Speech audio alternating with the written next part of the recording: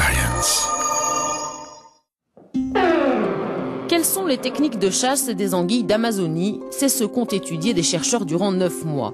Résultat, ce poisson d'eau douce utilise des décharges électriques de haute tension pour localiser puis neutraliser ses proies.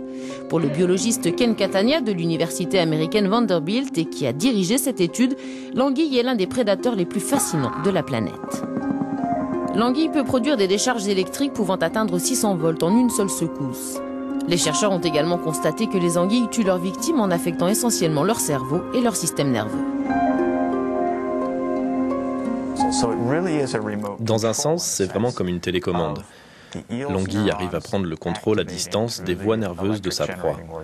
Les décharges affectent les neurones moteurs. Elles miment les signaux électriques que les neurones du poisson envoient aux muscles.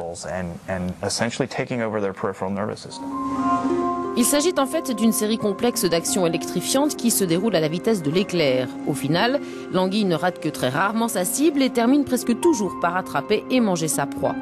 L'anatomie de l'anguille est unique, affinée par des millions d'années d'évolution dans les eaux troubles du fleuve Amazone.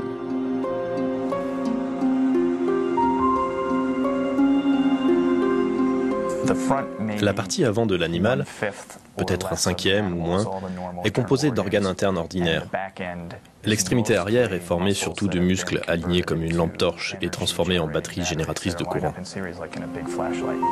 Cette étude est la toute première à démontrer que l'électricité d'un poisson a un effet biologique spécifique sur sa proie. Mais pour Ken Catania, il reste encore beaucoup à apprendre sur l'anguille électrique, notamment sur la façon dont son corps se protège de l'électricité qu'il produit.